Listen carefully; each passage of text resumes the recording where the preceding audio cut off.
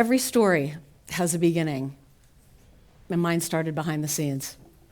I've spent most of my career behind the camera, producing, shaping, and championing narratives that impacted culture. I've elevated stories, lifted voices, and helped others step into their light. I'm the former executive vice president of NBC, and I've been a producer for more than 2 decades. I developed and helped launch shows that are cultural landmarks: The Office, Ugly Betty, and The Tudors. I championed those stories in the trenches from start to finish and helped shepherd them across screens around the world. But I rarely stood in that spotlight myself. Not fully, not like this. Because it wasn't built for women like me, with a voice and a vision and the ambition to lead. I work in an industry that is dominated by men who didn't know what to do with a woman vying for real power. Just getting in the room was a good hard fight. And once I was in that room, it was really easy for someone else to take the credit, to talk over me, to make me feel like I should just be grateful to have a seat at that table. But over time, it turned into a kind of armor for me, and I started to feel this pull. You see, for years, I've given notes, thousands of them, guiding writers through their most vulnerable, painful, and brilliant pages. But I never picked up the pen myself until the writer's strike in May of 2023. And that's when the world of storytelling went quiet, and I finally had the space and time to hear my own voice. And in that stillness, I was called to write. Not for a show, not for a pitch, not for notes, for me. And in that moment, something shifted. It wasn't about writing, it was about reclaiming and owning my voice. Not the one that I'd shaped for others, but the one that had always been mine. And so this isn't a confession, it's something quieter, more sacred. A moment of standing still, shoulders back, and heart wide open, and finally seeing myself fully and clearly in all my vulnerability and in my truth. Because this voice, this just didn't appear one day. I built it through every hard lesson, through every brave choice, and every promise I kept to myself. Every failure rewired me into someone smarter and wiser and more competitive, and is the result of showing up again and again, especially when it felt impossible. In boardrooms where I was underestimated, and sound stages when everything was falling apart, and in moments of doubt when I had no choice but to speak up. There was no room for weakness. So I didn't find my voice, I earned it. And this face, these lines, they're a part of my beauty. They hold experience and mischief, defiance and grace and love. This one right here, it's from staying quiet when I should have spoken up. This one right here, it's from laughing at people who told me I'd never make it in this business, that I was too green, too ambitious, that I should wait my turn, sit down and stay quiet. And yes, I was too old to start a career. I was 32. But I never gave up. How? Because I never lost faith in me. Because I had a vision, and I knew that if someone just gave me a chance, that I would prove to them that I would work harder than anyone else to get that job. And I was smart. I was loyal. And so I kept showing up, sometimes scared, sometimes heartbroken, but always determined. I didn't let anyone else's doubts become mine. And now, I look back not with bitterness, but with gratitude.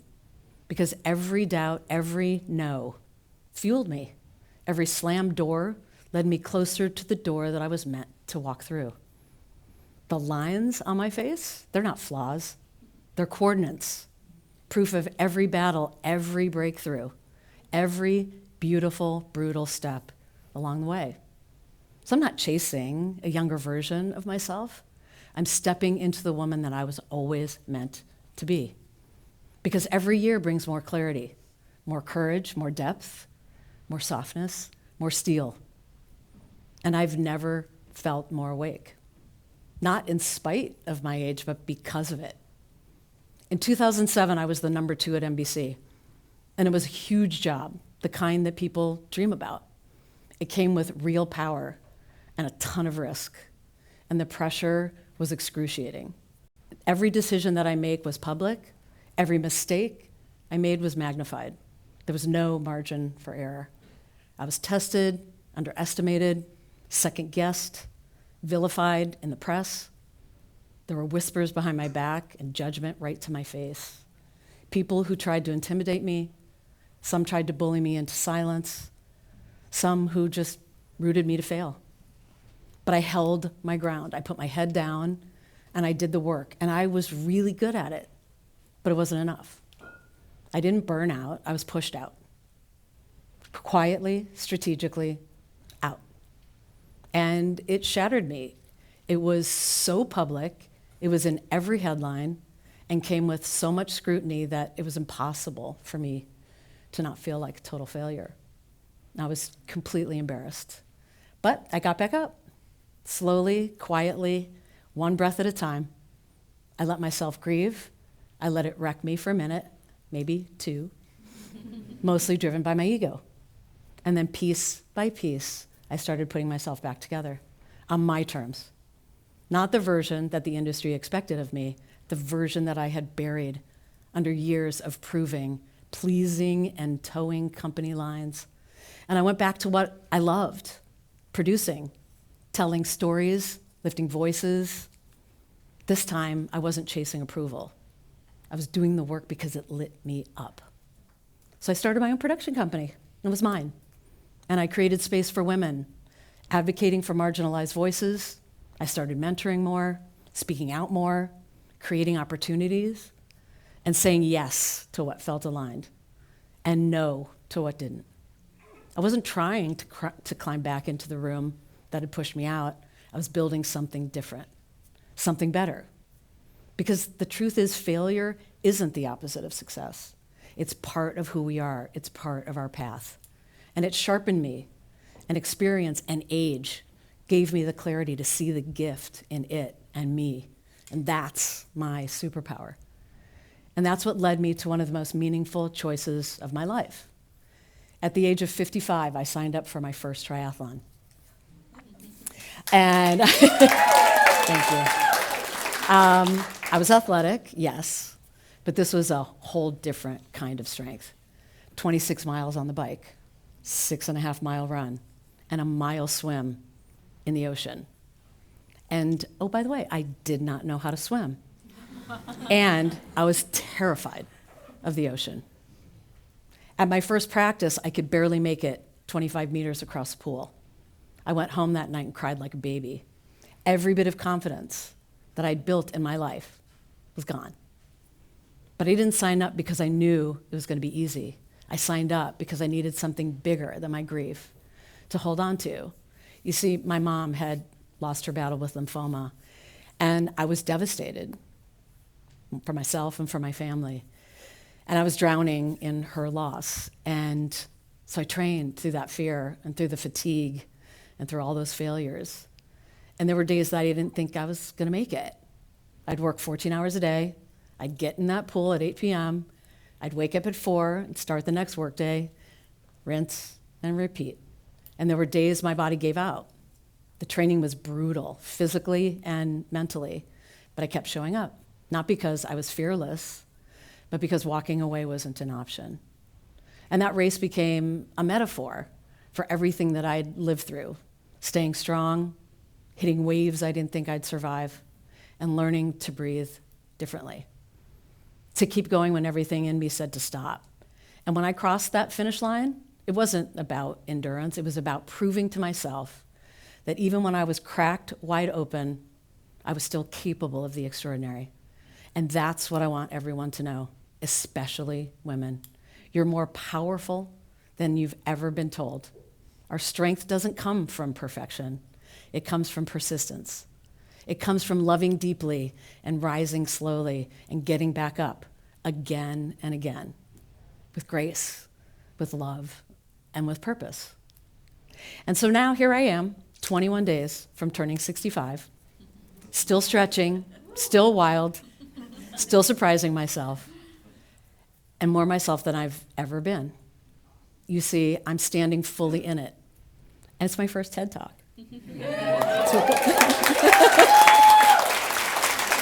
And it's scary.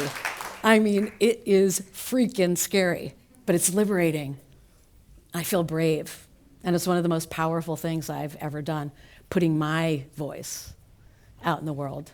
Because when you tell the truth of who you are, we give others the courage to do the same. And that's the point. This isn't just my talk. It's an invitation, it's a liberation to rise, to speak, to take up space in your own story. And so here's my challenge. Do the thing that scares you in honor of your strength and of who you are becoming. Pitch that wild idea. Apply for the job you don't think you're ready for. Say the hard no, period. Ask for more. Ask for help. Book the trip. Take the damn mic and share your own story. Start the thing that you think you're too late to start. I mean, listen, I learned how to surf at 56 in that ocean. That terrified me. Because clarity doesn't come from overthinking. Bless you. It comes from moving, from trying, from doing. You don't need to be polished, you just need to be real and loud and brave and unapologetically you. Don't fit into the version of you that doesn't exist anymore. You've already outgrown her. Thank her for her time. And your power, it's not in perfection, it's in persistence, in presence and in truth. Because you don't age out of power, you age into it. Reinvention isn't about erasing the past. It's about reclaiming the place in the present, now, here. It's a continuation, and it's a deeper becoming. This is our revolution, more rooted, more certain, and more alive. These lines on my face, they're a badge of honor. They hold more than time. They hold stories and triumphs, heartbreaks, and hard-earned wisdom, and a lot of love. They're not flaws, they're a roadmap of where I've been, of what I've risked, of how I've lived and how I've loved, and how psyched I am to keep creating and building. This isn't a makeover, it's a masterclass.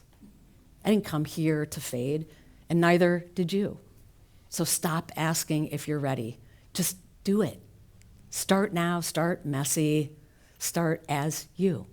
Let them whisper, let them watch, let them call it aging. We call it rising, because this power, it's been earned, and so has yours. Thank you for showing up. I see you, I'm grateful for you. Thank you for seeing me. Now please go tell your story. Go light it up. Thank you.